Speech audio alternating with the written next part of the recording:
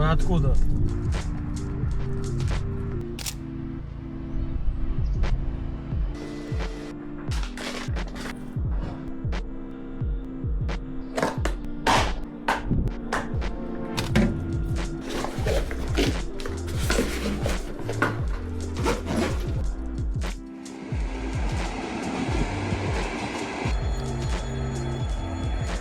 It is blistering hot today, man. One thing about this Moscow station that I didn't realise is that there's two platforms, but only one for coming to Moscow and one for leaving. So that there says from Moscow.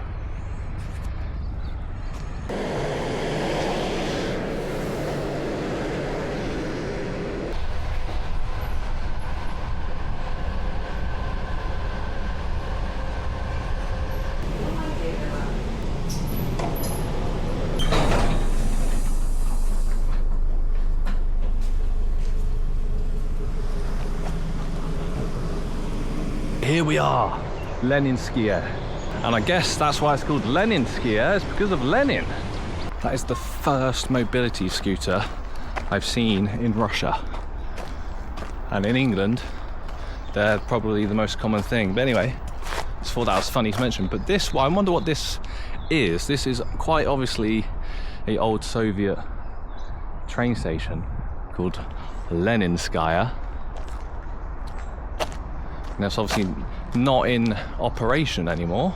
Perhaps this used to be quite a popular point, but now not so much. And it is quite spectacular, but obviously now run down and no longer in use. And what I find interesting about Russian platforms, train stations, whatever, is that you could literally get onto the platform, nothing's stopping you.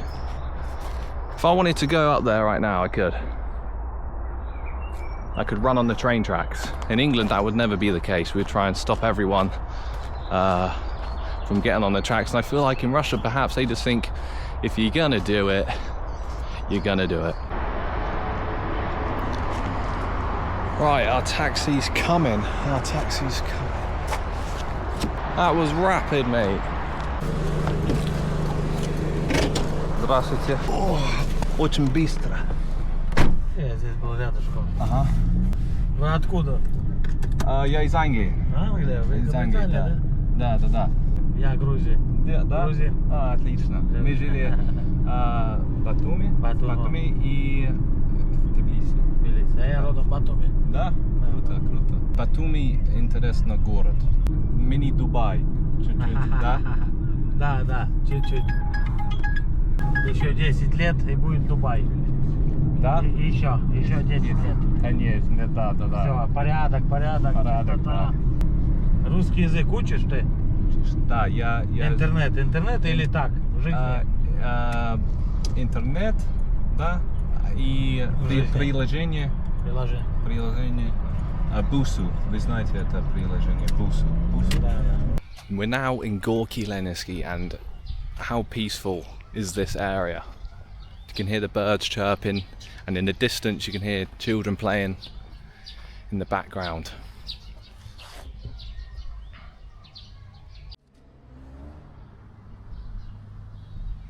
Cool, man.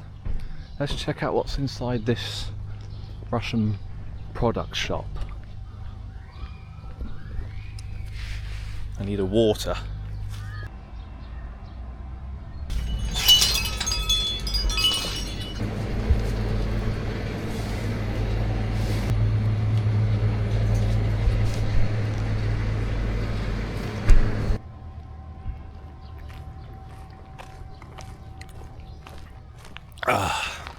Nothing more refreshing than a really cold bottle of water on a sunny day. I've just found a park resembling, well, just see for yourself. This is your typical Russian kids park with imperial soldiers, and so it seems a castle. Obviously this would somewhat replicate in the imperial times. How cool is this? Educating the children subconsciously. Even the I'll see if there's anything here, but even these bits have cannons on the side and soldiers. Anyway, time to go and see Lenin's museum. Lenin's mansion. There is a museum in there as well, but I don't think I'll be going in there. Not sure if you can see, but there's people ahead of me. 6 or 7 people. So I must be going in the right direction. I'll follow them.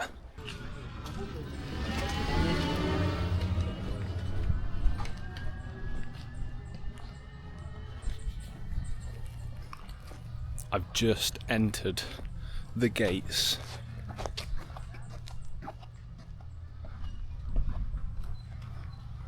of Lenin's mansion, and I have to be honest, it took me bloody ages to walk here. It's massive, this massive piece of land, like humongous. This is where Lenin lived. This was his house. I'm not sure what this building is.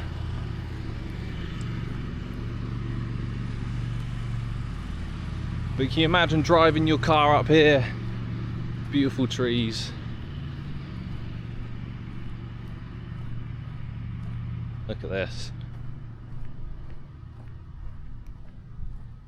Wow.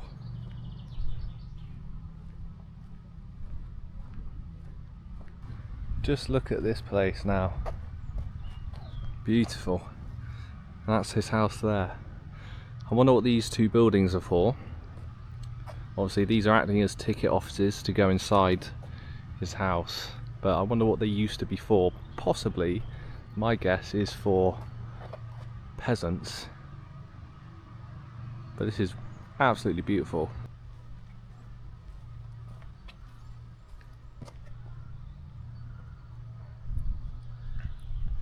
There's a lake down there. And then I think this is the rest of Gorki Leninski. So this is where Lenin spent his final days, because a woman called Fanny Kaplan attempted to assassinate him. Lenin finished a speech at a factory, and as he was leaving and approaching his car, Fanny took out her pistol, called his name and shot 3 bullets at him. However, only 2 hit. 1 bullet passed through his neck, punctured part of his left lung and stopped near his right collarbone. The other lodged his left shoulder. Fearing that others might be planning to assassinate him, he left the Kremlin and came here. Despite the severity of his injuries, Lenin did survive, but his health never fully recovered. And it has been speculated that the shooting contributed to the strokes that incapacitated and eventually killed him here in 1924. And a monument called The Death of the Leader was erected here in 1958, which I'll show you now. So if you can hear me, this statue resembles the death of Lenin. So that memorial of Lenin and the men carrying him is to remember his death, because Lenin actually passed away in his mansion right here. And not only that, but I do believe, not parades, what is it? I can't remember the exact word, but Misha, as a child, went there to perform a song in uniform. So something like that might still occur today. All this land belonged to Lenin. All of it. I'm actually going to fall over, it's so steep.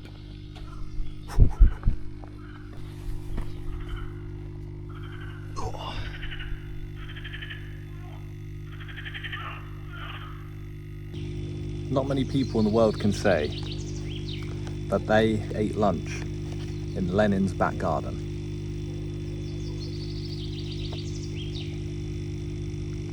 In fact, I would like to wager that I'm the only Englishman to eat lunch in Lenin's back garden. I never thought I'd be doing this in my life ever.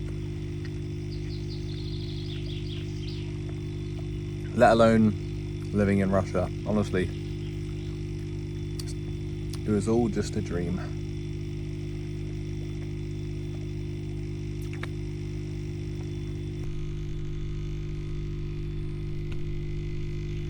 What is this, ladies and gentlemen?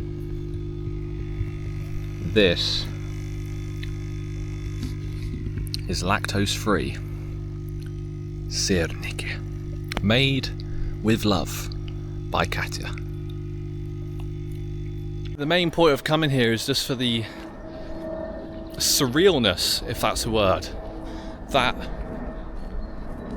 the leader, the guy who started the Soviet Union, lived there, and it's just weird as the plane flies over. It's just weird being in the same sort of presence. It's surreal because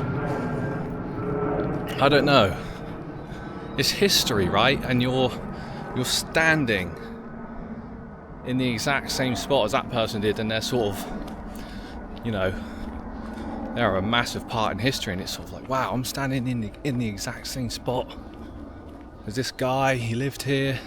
I get the same feeling when I go to memorials of World War II and World War One, and not just World War One, you know, all kinds of sort of memorials and stuff, and it's just that feeling of, this is weird, you know. Look at all this land. So the entrance is behind those trees. Got all this land. I came out the forest behind those buildings. Just look at all of this. Just carries on and on and on.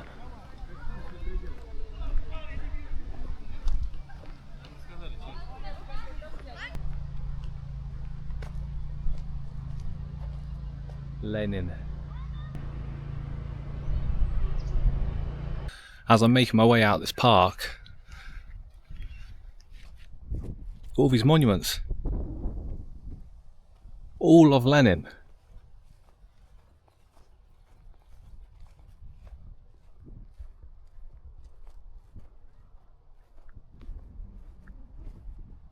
Every single one of these.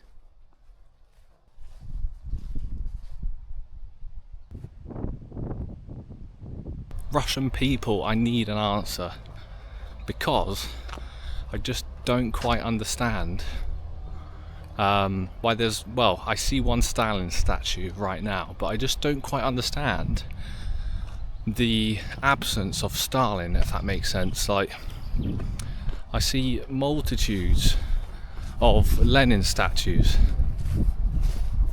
and obviously this is where Lenin's house was, but there's only one Stalin statue.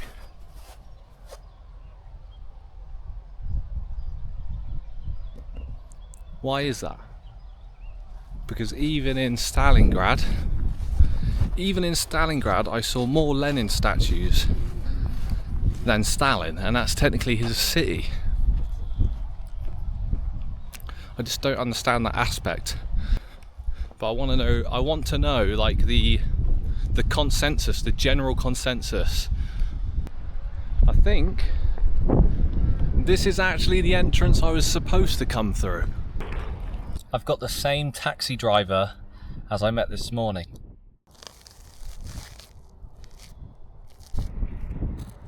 It's that guy, yeah. We're back where it started, at Leninskiye Vokzal. Time to buy a ticket, and I hope they've got a ticket office, because I'm going to try and practice my Russian.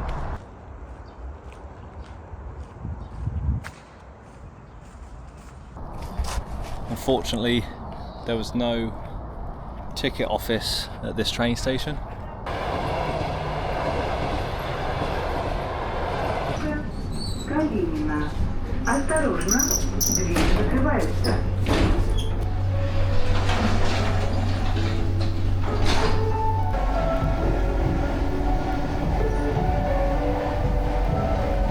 Well, I'm back in Moscow, so the journey has concluded.